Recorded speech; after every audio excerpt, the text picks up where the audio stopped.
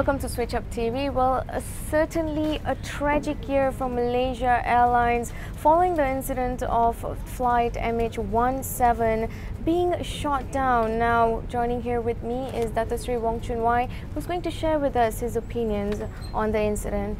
So, a civilian airplane, what do you have to say on that? It is still a terrible shock to me and to most people in Malaysia. Barely 4 months after the MH17 aviation disaster, which was most unprecedented. That was the word that was used over and over again, that the missing plane, which remains missing and which remains unresolved after 4 months. To have this shock all over again, it's like a bad dream, it's like a bad sequel, and this time to have a situation where a whole Malaysian aircraft to be shot down. It is terrible because that it has never happened before in the history of aviation history around the world to have two big disasters within a period of 4 months. And it is not, we have heard of planes flying down, crashing, but to have it shot down is again something which I hate to use the word, it is so unprecedented. If you look at the past experiences of aviation history, I remember very clearly this was in 1985.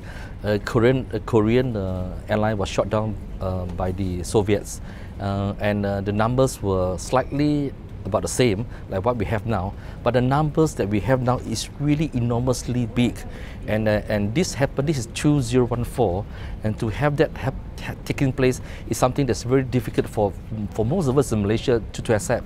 So how is the country coping with this incident after 4 months, of flight MH370, that incident that we all witnessed basically?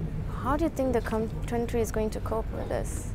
The news desk in the Star, most of the editors in the newsroom have been receiving calls from their counterparts around the world, from UK, from US, and even for myself, I've been receiving endless calls from people around the world asking, how are you guys coping with this aviation disaster? As for me, I keep on telling them that I still find it very hard to believe. I stayed awake until 2 o'clock this morning.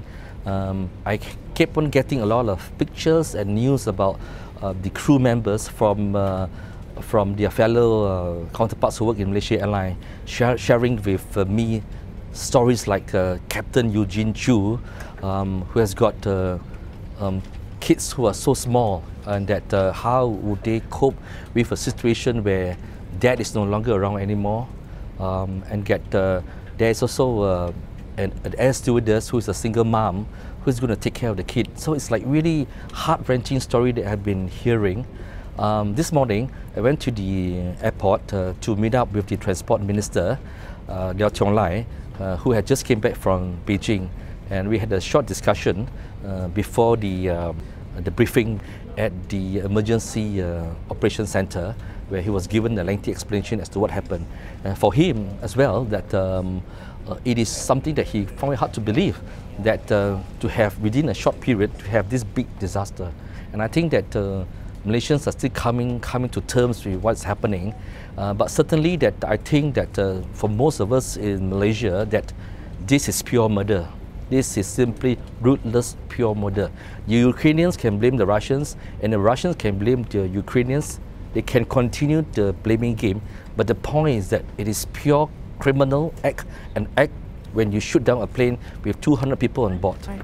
And do you think this second tragedy of Malaysian Airlines, do you think this will compel the government to actually make some hard decisions? Well, Malaysia's Airlines reputation has taken a serious beating since MH370, and today the shares went down to as low as 18 cents at some point. Serious beating. It's gone up to 20 cents, but it has become a penny stock, and that obviously Malaysia Airlines cannot depend on government for continued funding. While the attention is on MH17, we cannot run away from the fact that there's a need for the government to really re-evaluate, to look at how they want Malaysia Airlines to continue. If it has got to be sold off, I think it has got to be done. even privatized may not be good enough, because the amount of financial support that it needs every month, the amount of debts it has accumulated, has put Malaysia Airlines in a very difficult position where I would say that it's beyond rescue. Basically, how can the government reduce or dampen the anxiety of people? I think that there will be this period where, as in all the aviation disaster, there will always be this period where, well, should I fly this airline? Should I fly Malaysia Airlines? I still have very great confidence in Malaysia Airlines because in this particular case, it's got nothing to do with an engine problem. It's got nothing to do with incompetency. It's just an act where somebody has shot down the plane. And I think that Malaysia Airlines, for all its problems, for all its pure, sheer bad luck, remains a very good airline. And people will continue to fly. The fact remains that more people get killed on the road than in the air. And it will take a while, but it is certainly something that Malaysia does not need. Malaysia Airlines does not need. Malaysia do not need to have its name repeated every single hour on CNN and around the world for disaster. I think that's bad for us. Yeah, it's certainly devastating as well. Now, what about the routes that the Malaysia Airlines flight MH17 took? Was it safe? Okay, I think it's a good question, because for the last 24 hours, even at the press conference that was given by the Transport Minister, the press kept on harping this issue of why did Malaysia continue to fly that particular route when supposedly many other airlines had not flown through the area.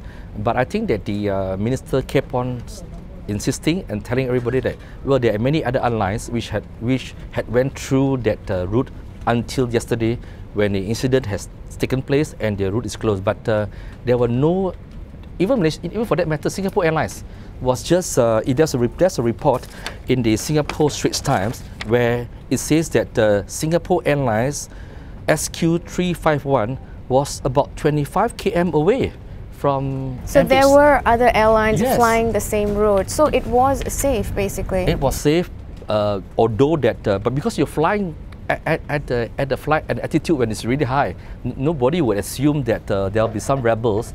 And as in all incidents, it's always easy to start putting the fingers once they happen. Before that, none of us had heard of all this thing. But the fact is that even Singapore Airlines SQ351 was flying there 25 km away. Nobody talked about that. And I think that the minister was fair in saying that, look, the route has been approved by the aviation authorities, and that in many cases, in all these instances, it has been deemed to be safe and until now. And don't forget that we're talking about Asian airlines and European airlines, because that you can't compare to American airlines because they're flying a different route. All right, thank you, Datuk, for being on the show. Well, yes, it is certainly a devastating day for all of us Malaysians, and I, Zunaira Saieed, on behalf of the Star, would like to say that our thoughts and prayers are with the families and friends of the passengers of MH17, and let's not stop believing. Take care.